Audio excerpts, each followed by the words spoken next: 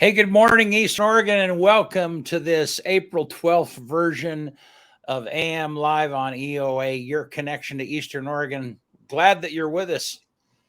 How are you, man?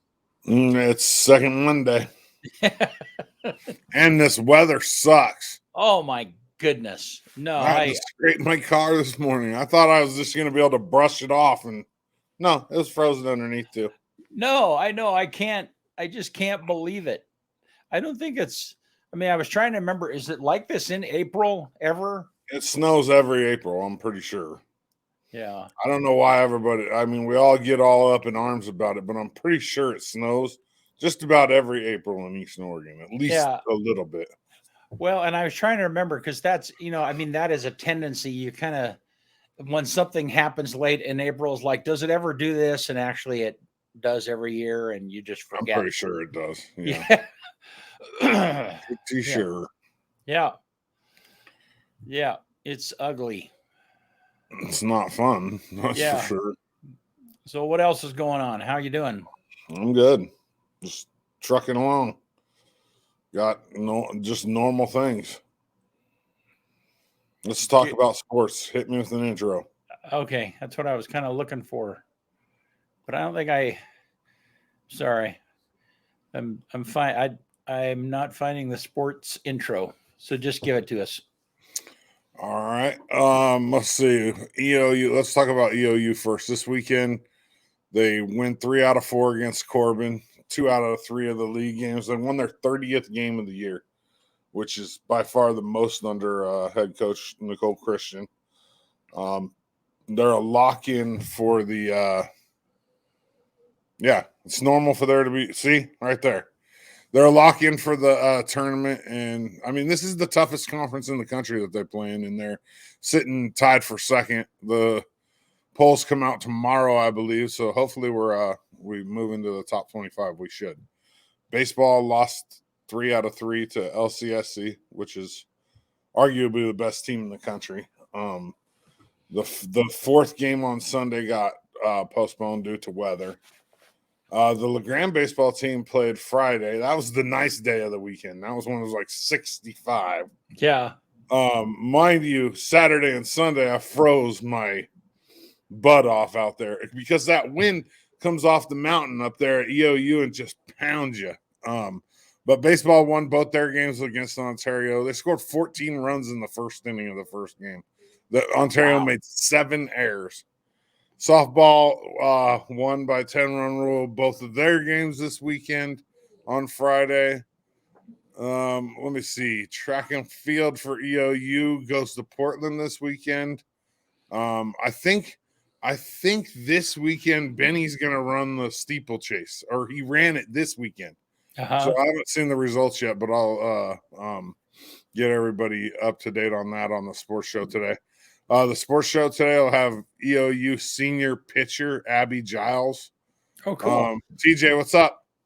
She's a transfer from Walla Walla. She's a senior on a really good softball team. And then let's see, what else do we have for sports for around here? I think that's about it. We're just baseball and softball trucking along. Track and field. We have we do have in 2 weeks from yesterday or Saturday, EOU hosts the CCC conference multi-events. So the cool thing about that is we have the national champion in the heptathlon, which is the indoor multi, competing in the CCC. He'll run away with the CCC championship.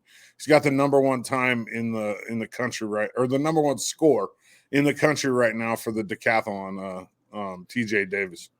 So he's looking to add another national championship in arguably the toughest sport. The toughest discipline in track and field, the multis. The decathlon, you have to be good at 10 different events.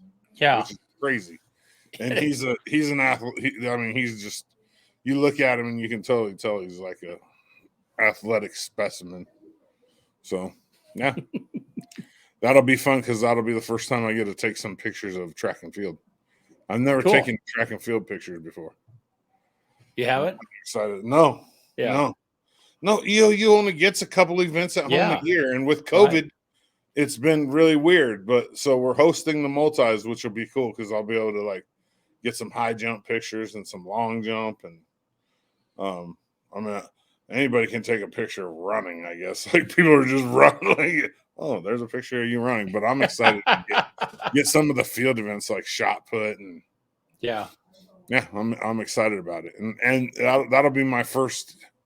Well, I went to one EOU track and field event last year, I think, but I didn't, or maybe it was the year before, but I didn't take any pictures. But this year I'm going to go and take some pictures, and that should be really exciting and fun. And I'll get people get an inside look at kind of the track and field because you don't see a lot of EOU track and field pictures. Yeah. Well, cool. Yeah. And hopefully the weather will be decent, right? Well, that's 2 weeks from this last Right. weekend, so I would hope so. I mean, we'll just kind of follow TJ in this chase to. We have really good field athletes up at EOU. Maggie Ledbetter is a.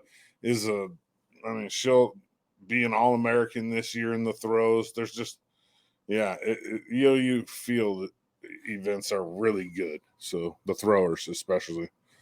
It's been a long winter all over the country, and it's time for right, TJ. I'm about sick of this crap.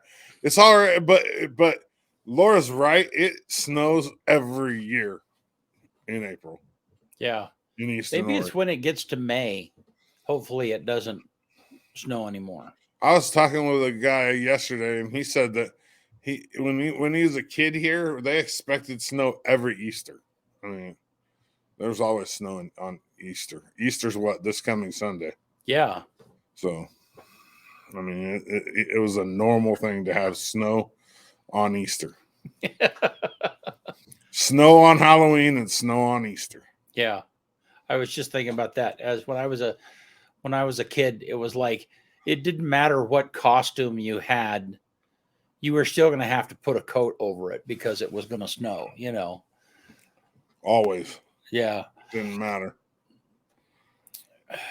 Well, so let's see what Gabe has for us. At least it's raining now. It's going to burn all that snow away. I hope so. We need the water anyways. We need it. We do need the moisture. I'll be miserable for a few days for it. Yeah. I mean, the other day I heard Matt Scarfo, the county commissioner, was reporting and said that we probably still will declare a drought. The moisture is better this year than it was last year, but still it's substantially less than what it really needs to be. So let's see what Gabe has for us. Heading into the day on Tuesday, we'll start to see those temperatures warm into the 30s towards the central part of our region. Warmer towards the far north and far south, where we will be much drier as we warm those high temperatures into the 40s. Moisture will be much scattered than what we saw overnight, meaning only a few inches of snow are possible into our mountainous regions, not tracking any daytime snow towards Pendleton, although we could see up to an inch in LeGrand in the morning hours. But if you count that total snowfall from the following 12 hours before, these numbers would double. Heading into the day on Tuesday for LeGrand, it does look like this. We'll start out into the lower 30s at 9 o'clock with those snow showers accumulating lightly. And then we'll start to see those temperatures warm up during the afternoon. Trace amounts are possible around midday. And then we'll just start to see increasing sun breaks, decreasing moisture. And then we'll just see a few snowflakes in the afternoon just staying up in the air. Otherwise, we will dry out by the evening hours as we see those westerly winds gust up to 30 miles per hour in spots. Heading into my short-term forecast for the Grand Ronde Valley, we'll top out into the upper 30s for Tuesday, drop into the teens overnight. A dry start on Wednesday, but we could see a couple hours worth of steady moisture Wednesday afternoon in the form of wintry precipitation, so a few spots could pick up some light snow accumulations. Wintry precipitation. The weather people have their own lingo. Yeah. It's all fancy words. It's all that's how the weatherman makes weather more interesting, because otherwise it would be boring. Yeah. But if you use those fancy words, then it makes it more. Yeah. more fun. I'm sure thankful to have him as a part of our team. He just adds just such a bright spot. He's funny. So, yeah. Well, what else is going on, man? Nothing. I thought we were having a guest today. I didn't find out until last night. I know. I thought we were too. I kind of messed the schedule up. It's all right. So it's my fault. Yeah. It'll just end up being a short show today. Yeah. So what hubbub is out there locally that's going on? Who are you talking to? You. What do you mean hubbub? I don't know what that word means. What's the word out there, man? What's the You got my word. I handle sports. Yeah. I mean, I don't know what. I don't know. I mean, a hubbub, is that an old word? It must be. It must be. I don't know that word very well. I was looking through the news this morning because I don't usually look at the news, but yeah, there's some guy went on I don't even really want to talk about it, but I will. But some guy got on the subway in New York this morning in a gas mask and threw a smoke bomb and shot like 5 people. That's about normal in this world nowadays. Yeah, I know. You can't, I mean, with a lot of crime and stuff, I try and put my head in the mind of how a person would do that, but some of the stuff is like a normal person would not do that. That's, I mean, the only way that you can explain that is some kind of a mental lapse, or they're not all there, or whatever the case might be. Or you can explain it by saying that we were basically locked up for 2 years, and it war on people. That could be part of it. Well, yeah. So if somebody is kind of on the edge of, and I think we're seeing that in a number of different, that stress has been dumped on people, and so then if somebody has a tendency to break, it just kind of puts them over the edge. Right. Craziness. Yeah. I worry about the future with the kids that went through all the stuff with COVID, and what's going to happen 5 years down the line, 10 years down the line. Well, yeah, there's got to be, I mean, in their education, the lack of learning, and that's not their fault. It's just you can't suspend school and do half of the instruction that you would normally do and it not affect a massive amount of kids, Ken, there is no way to explain normal nowadays. Yeah. There is no normal. Normal was when I'd get my butt whipped for not being in by the time the street lights went off. Yeah. There hasn't been, our world hasn't been normal. I don't even know what normal is. Normal to me was not sitting in front of a TV and not sitting in front of an electronic device all day and being out playing with my friends. I remember the really sunny day a week ago or so. It was really nice. It was like 68 degrees or 70. And I was driving around town and I was looking at, I like to look at like the parks and the basketball hoops. And there was not a person at a basketball hoop that I saw. When I was, in high school and even, college age, the hoops at Willow, the hoops up at Ackerman were always packed. There was times up at Ackerman, there was like 5 or 6 groups of people waiting to get on the pickup games. Mm-hmm. Nothing. Nobody, no kids out. I just don't get it. Like our world has changed so much. I mean, I know you don't live with your kids full time, but how do parents navigate? I mean, how do you do that? I mean, I got grandkids, so what do you mean? I lived with my kids full time for a long time. Right. So how did you encourage them to get outside? I mean, and we don't have to make it as personal. How do parents deal with that kind of stuff now? Well, back when I was a kid, they didn't have to encourage us. Right. But I mean, just that's what I'm trying to wonder is how do parents navigate those challenges these days? I don't know. Good question. I know with my kids, for my kids, they had certain times when they were allowed to have their electronics, and that just kind of forced them outside, and taking them out and doing stuff outside with them helps a lot. Right. I mean, like helping them. Yeah. If you're taking them out, yeah, that's true, TJ. There was an 8-foot hoop at Greenwood with the wall, and you could jump off of it, and then the 9-footers up at the school. But I think just showing them, your kids kind of follow in your footsteps. So if you're sitting there on your damn phone the whole time that you're home, they're going to be doing the same thing, but if you're out there playing catch with them or, fishing or taking them outside, even though when I was a kid, I mean, my parents weren't out there doing nothing with me. I just wanted to be outside. I liked it out there. Right. I didn't want to be like right under grandma and grandpa or mom's thumb. I wanted to be out roaming the world, man. Right. Well, and getting that's in a little trouble. Right. And that was my, that was my experience as a kid too, is that there was on hot summer days, my brother and I would be fighting and mom would say, out, and then, she'd shoo us out the front door and you'd hear the front door lock behind us. Yeah. Like stay away. Yeah. It was like, pack a lunch. Go find something to do. Come back for lunch. Hey, find somewhere to eat too. You know what I mean? Like, don't come back. Yeah. But after a few minutes, we'd be,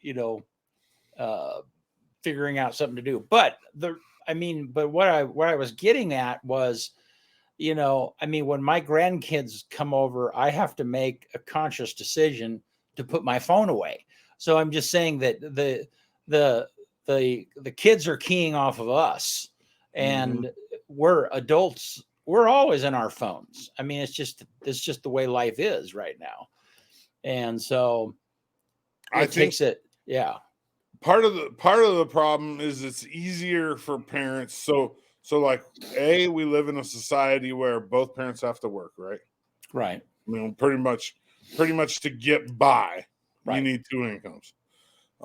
B, it's easier to have, because of social media and because kids are so tuned in to electronic devices, Xbox, whatever, the internet. Right. It's easier to have them, like babysat, quote unquote, than sending them to an after-school program. Their after-school program is the internet now. Right. So it doesn't it costs what, $70 a month for the internet. So these kids, they're like almost like automatically seeking like different things than what I saw as a kid. Like I don't want to. When I was a kid, I didn't even want to talk on the phone, let alone, you know what I mean? Right. But societal changes have made it so kids are more subdued, less interactive in person, and the way they communicate is through these. So they don't have to, like, we didn't have a way to talk to our friends when I was a kid. You could call them on the landline, but that was weird. You only call girls on the landline every once in a while. But kids nowadays, they're just constantly interacting like this. So they don't even seek the face-to-face because they don't have to. That's true.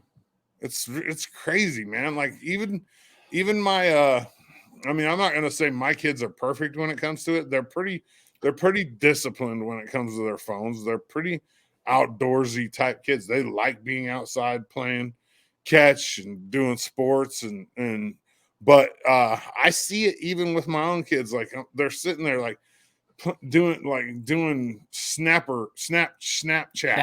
Yeah. And what's the other one? TikTok, everything. And I'm just thinking to myself, like, this has made these kids way older than they should be. Like, right. It's crazy the amount of stuff that they know. My 13-year-old knows stuff about sex that I had no clue about when I was 13. Right. And about stuff that, like that a 13-year-old shouldn't know about. Right. And Right. And you're exactly right. It takes their childhood away. I mean, it pushes them towards adulthood way faster than what it did, what we experienced. Fast. Yeah. So fast. What do you think about, I mean, I've heard of some people who are proponents of making it so that they can't, their kid, even their teenagers can't take their phone to their room at night. They have to put them in a basket, and when I'm bedtime, not anti that. yeah, because there's a number of kids that get jammed up. I mean, they're talking to some stranger. I mean, they're doing stuff that they should never do. And it's because they're up in the middle of the night and they have that opportunity it's like a portal to another world, Yeah. Well, and then like, so I play Xbox with my son. Like we play online, we talk on the headset, and I mean, we don't play a whole lot, but we play. I use it kind of as like the crutch to get him to talk. Because like if I just call him on the phone and try to ask him questions, he don't open up. But if we're sitting there playing Xbox, he ain't thinking about it. We can have a good flowing conversation about things that are going on in his life. Well, one of the things that I've noticed, and I play with other people too. Like I got a couple friends in Australia. We play golf and baseball. Well, one of the things that I've noticed is there's some games that are like sandlot games, and they're family friendly. So you have adults, you have kids. Well, because of differences in cultures, right? So say like there's in Europe, there's Australia, Mexico. Well, some cultures think that it's okay for like a 16-year-old girl to be hanging out with like a 36-year-old dude online. And I'm sitting here saying, like, let me catch my 16-year-old daughter online with a 36-year-old dude. Right. And it's not going to be pretty. Right. You know what I mean? Like, I don't get it how the internet's made it like how that's even okay. But there's not really a way to stop it because especially when it comes to gaming, there's nobody watching over that unless the parents are watching over, which they should be. Right. Yeah, me too, TJ. Yeah, can you but on gaming platforms, can you exchange pictures and have private chats and the whole Absolutely. Huh. Yeah. What a nightmare. They're just like absolutely. Yeah. Yeah. And every kid, every 16, 15-year-old has a phone too to add to it. I mean, well, so and all that it takes is some creeper on the Xbox. Hey, and so even with the Xbox nowadays, it's tied. I mean, my Xbox is tied to my phone.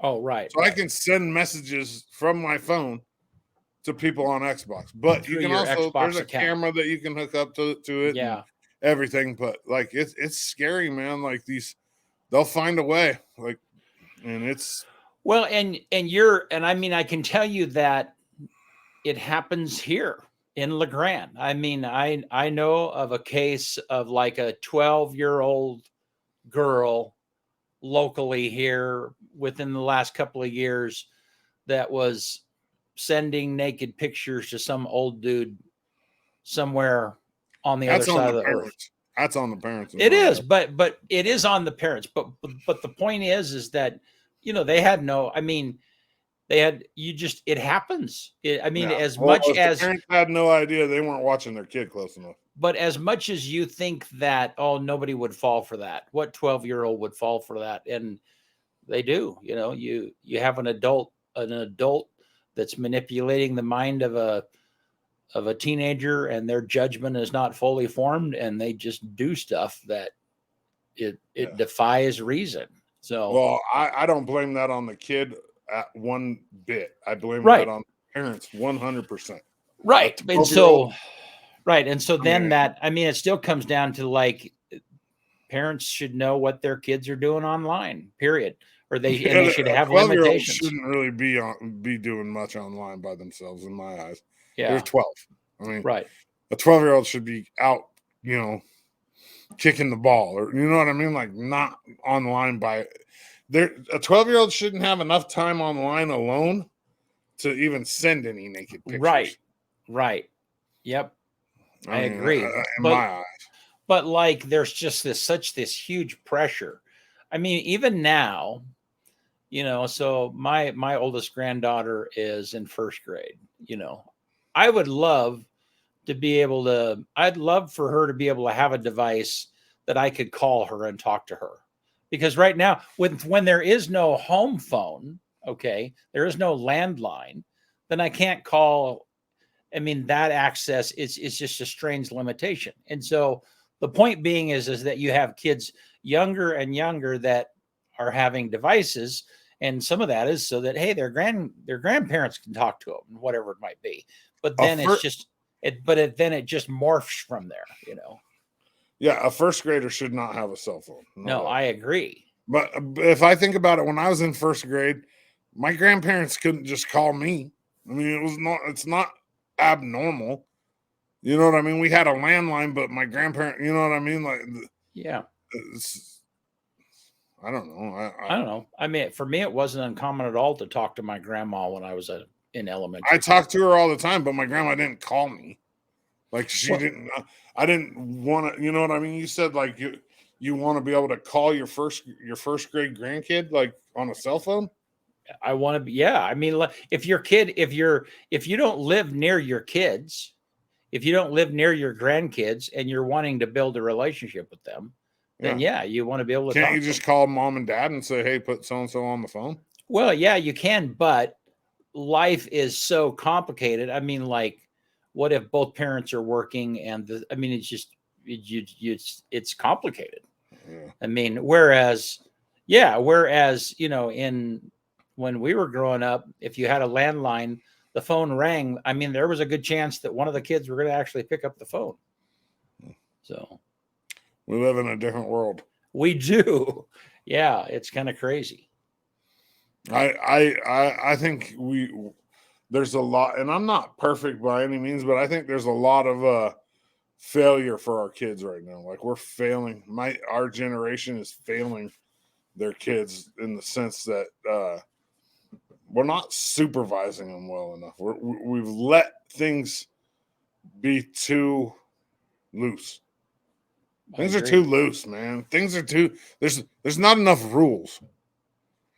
And I don't know why, but like it's almost like it's almost like cancel culture to me. Like, the kids have learned a way to, like, even you hear kids that say like, man, like, if you touch me, I'll call the cops on you. I've seen that on like TV. It's like, dude, when I was your age, I got hit with a switch.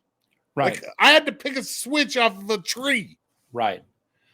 But you see that where you have elementary kids or junior high kids, and they will saunter across the street in front of a car.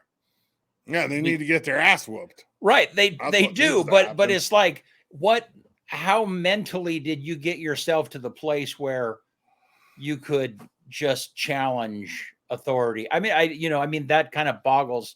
It's all part of the same thing. It's like, it's a lack of discipline and a lack of follow through by parents, and a fear for that matter. Right. I mean, there's been so many times where people have been put in crappy situations because of cancel culture. Well, I want to call it cancel culture, but it could be, like other things too. But like, parents are afraid to discipline their kids. They don't want to go to jail. Right. It's like, you can't. I don't know. Like, I know my grandpa, when I was a kid, he put the fear of God in me. Like, I wasn't gonna misstep around him. Mm-mm. You know what I mean? Like, and he was my male. Like my until my stepdad, who's my dad, got there. Yeah. Grandpa was my male, and during my mom's drug abuse, he was my dude. You know what I mean? Like, he took care of us, and he was my disciplinarian, and you didn't misstep with him. He was a Marine for 24 years, a Federal Bureau of Prisons warden for 22. You didn't mess around. Right. Now, like, I mean,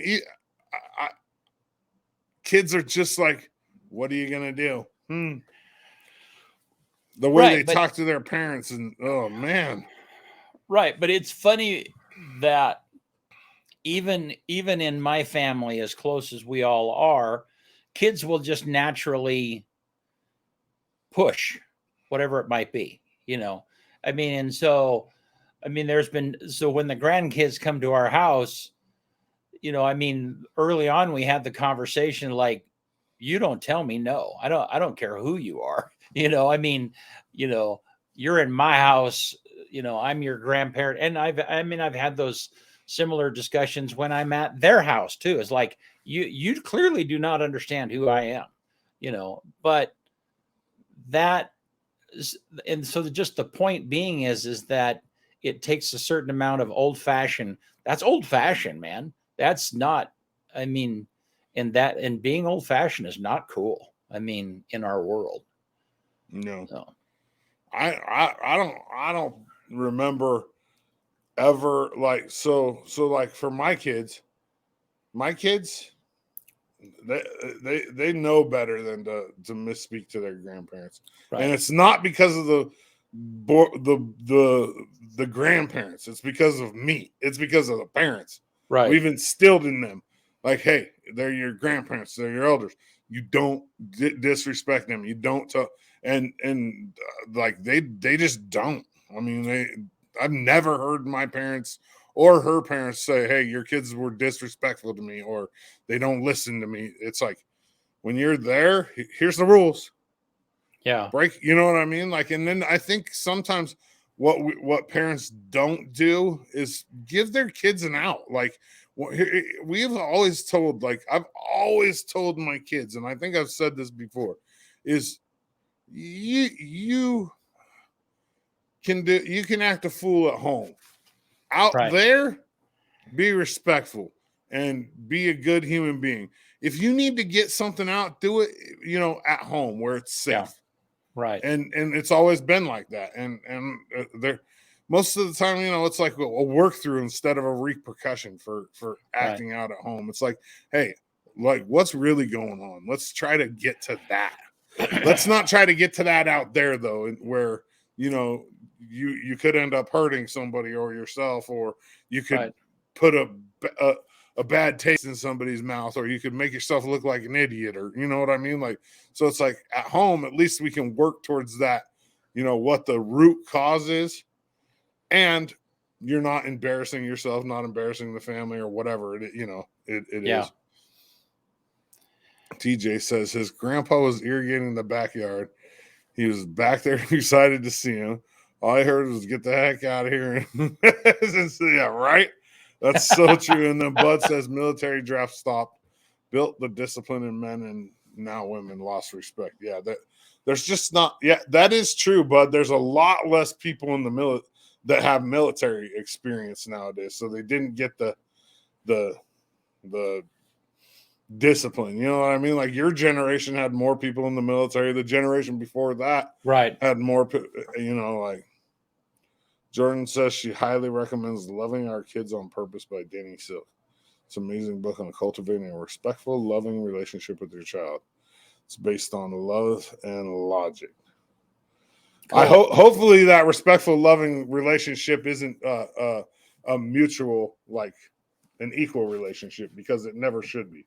The parent should be the disciplinarian and the boss. I totally agree. Yeah, the minute I hate it when people say, "Oh, my kid's my best friend." It's like, yeah, it's like, then you're not really a parent. Then you're not. Yeah, you're not doing your job. Like, yeah, if your kid's your best friend, like you, especially if they're under 18. Yeah, and you're saying that, it's like, nah, there's different. It's a different role. That makes no sense to me.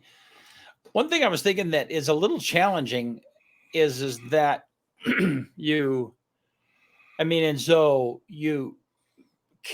so parents are raising kids, and parents are raising kids in a manner to where they should speak out if they feel like they're being touched inappropriately. And that certainly wasn't the case when I was a kid. So that's probably a good thing. Absolutely. It's a good thing. That's what I'm saying. It's a good thing. But the problem is it's pretty difficult for a 5-year-old okay, who is still getting their head around that concept. And I've had this happen, or maybe I've seen this happen. And then they go to their grandparents' house and their grandparents physically move them. I mean, if a kid is like, no, I don't want to do that. It's like, I'm sorry, you're 5. I'm going to move you, and oh, don't touch me. I mean, that the kid will say, they'll have that, don't touch me, and well, and so them saying that to a stranger is a good thing. Them figuring out that that's not something that you say to your grandparents if they're trying to physically discipline you or move you, or you're in the way of grandma and she's trying to get through a walker and you're not paying attention, you're going to get moved, I mean, whatever the case might be. So it's just that's a balance that I've seen people, 5-year-olds, children, they understand the concept, but they don't understand the judgment when it's appropriate to say and when it's not. You see what I mean? Yeah, following that? I don't. Yeah, but I don't understand it at all. Like, it doesn't really make a lot of sense to me. I mean, a 5-year-old. If a 5-year-old, in my eyes, like, yeah, of course, there should be a time where a 5-year-old stands up. Actually, no, like, I don't get it. I really don't. I think if you're grandpa or grandma and you're moving a 5-year-old, so be it. Like, who cares? Right. They shouldn't. Right. There shouldn't even be a conversation about it. The 5-year-old shouldn't even say anything. But they do.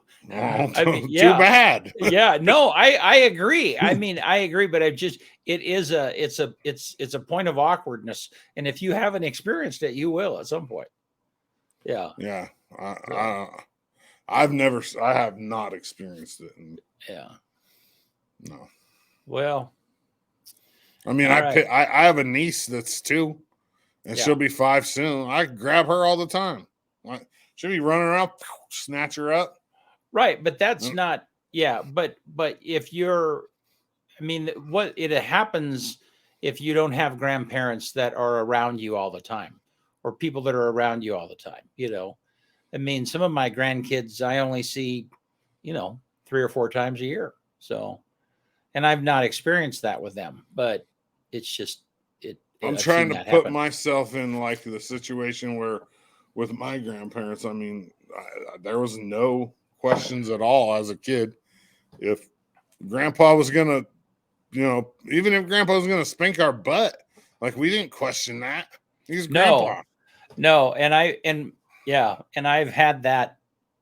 I mean, we've had family gatherings where I have talked very sternly to my grandkid in front of their parents, and it's because it's like, I mean, they kind of need to know. I mean, it was a thing where it's like, no, I'm not going to ask permission. I'm not going to ask my kids to deal with whatever it is that I need to deal with. I'm just going to treat them like I would my own kid, so it's kind of like if you have a guest dog at your house and they're peeing on your carpet, which I've had that happen before. It's like, I mean, I'm going to take the dog outside. I'm going to deal with it right now. I'm not going to ask them to somebody else to take care of it. Doesn't matter if it's their dog or not. So anyhow. Cool. Well, interesting. Yep. Well, you want to wrap it up? Give us your stuff. Yep. On this day, April 12th, 1861, Fort Sumter in South Carolina is attacked by the Confederacy, beginning the American Civil War. On this day, 1861. On this day in 1945, U.S. President Franklin D. Roosevelt died in office, and Vice President Harry Truman is sworn in as the 33rd president. On this day in 1988, Harvard University patented a genetically engineered mouse. It was the first time ever in history for animal life to be patented. In 1999, on this day, U.S. President Bill Clinton is cited for contempt of court for giving intentionally false statements in a sexual harassment civil lawsuit. The number 1 song on this day, 20 years ago, was Ashanti, Ain't that foolish? So on 2002, on this day, and then my quote for the day to get us out of here. What's that say? Never put the key to your happiness in someone else's pocket. Never put the key to your happiness in someone else's pocket. That's all I got. Good stuff. Thank you, Yes, Eastern Oregon, sir. for watching. See Appreciate you it. Thursday. All right.